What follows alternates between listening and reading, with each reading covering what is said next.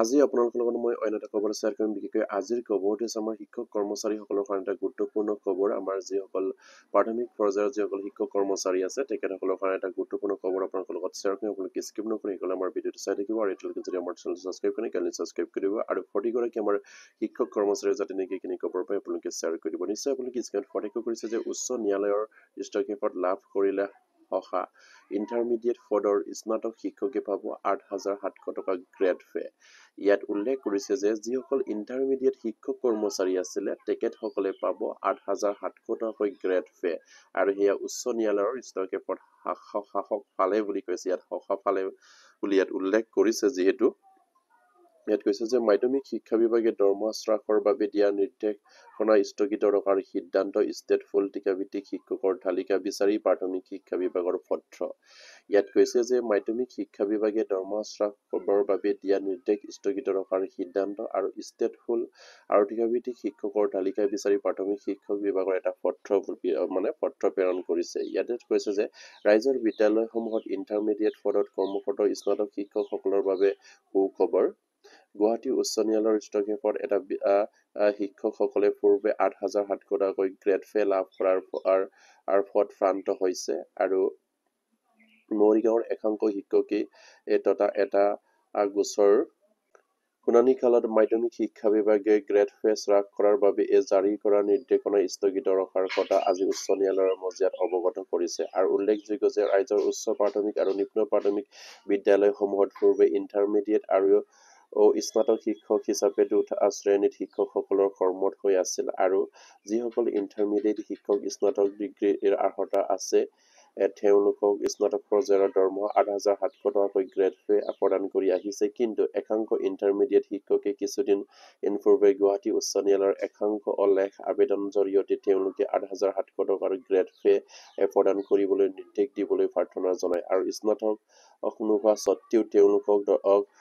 সমহাৰত grade ফে প্ৰদানৰ প্ৰাৰ্থনাৰ সেই আবেদন দাখিল কৰে ইয়াত উল্লেখ কৰিছে যিসকল আপোনাৰ গ্ৰেজুৱেট আমাৰ স্নাতক শিক্ষক কৰ্মচাৰী আছিলে তেখেতসকলক ৮৭০০ টকাকৈ গ্ৰেড ফে প্ৰদান কৰি আহিছিলে আৰু যিসকল ইণ্টাৰমিডিয়েট সেইসকল ইণ্টাৰমিডিয়েট ৮৭০০ টকা গ্ৰেড ফেৰ পৰা বঞ্চিত কৰি ৰাখিছিলে কিন্তু একাংশ শিক্ষক কৰ্মচাৰীয়ে আপোনাৰ সমপ্ৰদানৰ ভিত্তিত তেখেতসকলে এটা গোচৰ ৰুজু কৰিছিলে আৰু সেই তেখেতসকলে প্ৰাৰ্থনা কৰিছিলে উচ্চ ন্যায়ালয়ত আৰু সেইখিনি ইণ্টাৰমিডিয়েট শিক্ষক কৰ্মচাৰীসকলকো ৮৭০০ টকাকৈ গ্ৰেড ফে প্ৰদান কৰিবৰ কাৰণে আৰু সেইখিনি এটা ভাল খবৰ আহিছে তেখেতসকলৰ শুনানিৰ পাছত আৰু ইয়াত কৈছে যে স্নাতক নোহোৱা স্বত্তেও তেওঁলোকে সমাৰোহত গ্ৰেড ফে প্ৰদানৰ প্ৰাৰ্থনাৰ আবেদন কৰে বুলি কৈছিলে আৰু শুনানিৰ চৰ্তত উচ্চতম ন্যায়ালয়ে আবেদন খাৰিজ কৰে আৰু গুৱাহাটী উচ্চ ন্যায়ালয়ৰ সেই নিৰ্দেশনাৰ আওতালৈ মাধ্যমিক শিক্ষা বিভাগীয় সঞ্চালকালয়লৈ পত্ৰ প্ৰেৰণ কৰি ইণ্টাৰমিডিয়েট শিক্ষকসকলক ৮৭০০ টকাকৈ গ্ৰেড ফে হ্ৰাস কৰি ৬২০০ টকাকৈ গ্ৰেড ফে প্ৰদান কৰিবলৈ নিৰ্দেশ দিয়ে তেতিয়া নিৰ্দেশ দিছিলে ৮৭০০ টকাৰ যিখিনি গ্ৰেড ফে সেইখিনি হ্ৰাস কৰি ৬২০০ টকাকৈ দিবলৈ তেখেতসকলক নিৰ্দেশ দিয়া হৈছিল আৰু ইয়াৰ ভিত্তিত স্নাতক ইণ্টাৰমিডিয়েট শিক্ষকসকলে গ্ৰেড ফে হ্ৰাস কৰা হয় আৰু কোনো ধৰণৰ মতামত প্ৰকাশ কৰাৰ সুযোগ প্ৰদান নকৰি যোৱা ১ এপ্ৰিলত প্ৰদান কৰা নিৰ্দেশনাত প্ৰত্যাহ্বান জনাই একাংশ ইণ্টাৰমিডিয়েট শিক্ষক গুৱাহাটী উচ্চ ন্যায়ালয়ৰ দ্বাৰস্থ হয় আৰু গোচৰটোৰ আজি অনুষ্ঠিত হোৱা শুনানিৰ সময়ত মাধ্যমিক শিক্ষা বিভাগে অৱগত কৰে যে যোৱা ১ এপ্ৰিলৰ গ্ৰেড ফে হ্ৰাসৰ বাবে দিয়া নিৰ্দেশনা স্থগিত কৰিবলৈ সিদ্ধান্ত গ্ৰহণ কৰিছে অৱশ্যে সেই নিৰ্দেশনাৰ পিছত একাংশ শিক্ষক গঠন কৰা দৰমহাৰ বকেয়া হিচাপে আদায় দিবলৈ উচ্চ ন্যায়ালয়ে নিৰ্দেশ দিছে যিখিনি আপোনাৰ গ্ৰেড ফে আপোনাৰ হ্ৰাস কৰি ৬২০০ টকাকৈ দৰমহা প্ৰদান কৰি আহিছিলে আৰু সেইখিনি গ্ৰেড ফে আকৌ স্থগিত ৰখাৰ নিৰ্দেশ দিছে আৰু সেই সকল শিক্ষক কৰ্মচাৰীক ৮৭০০ টকাকৈ যিখিনি গ্ৰেড ফে প্ৰদান কৰিব লাগে সেইখিনি প্ৰদান কৰিবলৈ নিৰ্দেশ দিছে আৰু যিখিনি তেখেতসকলক ৬২০০ টকাকৈ গ্ৰেড ফে প্ৰদান কৰি আহিছিলে আৰু ৮৭০০ টকাৰ পৰা যিখিনি বকেয়া হ'ল সেই বকেয়াখিনি আকৌ প্ৰদান কৰিবৰ কাৰণেও উচ্চতম ন্যায়ালয়ে এটা গুৰুত্বপূৰ্ণ ৰায়দান প্ৰদান কৰিছে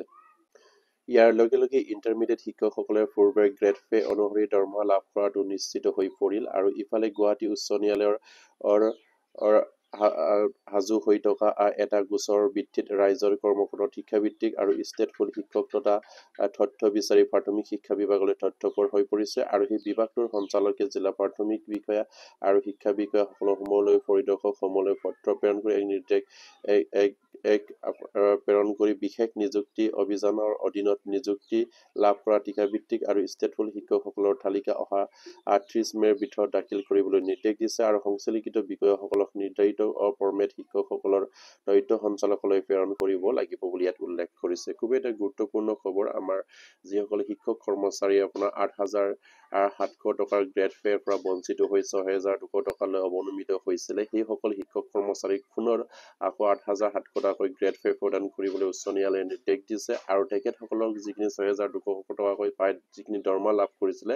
৮,৭০০ টকাকৈ যিখিনি বকেয়া দৰমহা পাব লাগে সেইখিনি বকেয়া মোকলাই দিবৰ কাৰণেও নিৰ্দেশ দিছে। খুব এটা ভাল খবৰ আমাৰ ইণ্টাৰমিডিয়েট শিক্ষক কৰ্মচাৰীসকলৰ কাৰণে। তেখেতসকলৰ হয়তো গ্ৰেড পে' আপোনাৰ ৮,২০০ টকাকৈ লাভ কৰিব আৰু সেয়া ভাল খবৰ বুলি ক'ব লাগিব আমাৰ শিক্ষক কৰ্মচাৰীসকলৰ কাৰণে। আৰু সেইখিনি তথ্য আৰু আমাৰ যিসকল টিকাভিত্তিক আৰু ষ্টেটফুল শিক্ষক কৰ্মচাৰী এৰা আপোনাৰ তালিকা বিচাৰিও শিক্ষা বিভাগৰ পৰা এটা গুৰুত্বপূৰ্ণ নিৰ্দেশনা জাৰি কৰিছে আৰু সেইখিনি ১৩ মে'ৰ ভিতৰত আপোনাৰ সেইখিনি জমা দিবৰ কাৰণে নিৰ্দেশ দিছে আপোনাৰ প্ৰতিটো জিলাৰ ব্লকসমূহলৈ আমাৰ যিসকল ষ্টেটফুল আৰু টিকাভিত্তিক শিক্ষক কৰ্মচাৰী আছে। আৰু সেয়া আমাৰ যিসকল ইণ্টাৰমিডিয়েট শিক্ষক কৰ্মচাৰী আছিল তেখেতসকলৰ কাৰণে এটা সুন্দৰ খবৰ বুলি ক'ব লাগিব, যিহেতু তেখেতসকলক ৮,৭০০ টকাকৈ গ্ৰেড পে' প্ৰদান কৰিবলৈ নিৰ্দেশ দিছে আৰু সেয়া তেখেতসকলে এতিয়াৰ পৰা ৮,৭০০ টকাকৈ গ্ৰেড পে' লাভ কৰিব আৰু সেয়া প্ৰতিগৰাকী আমাৰ শিক্ষক কৰ্মচাৰী যাতে নেকি এইখিনি খবৰ পাই আপোনালোকে শ্বেয়াৰ কৰি দিব আৰু এতিয়ালৈকে যদি আমাৰ চেনেলটো ছাবস্ক্ৰাইব কৰে কাইলৈ ছাবস্ক্ৰাইব কৰিব আৰু যে ভিডিঅ'টো নমস্কাৰ, জয় অসম।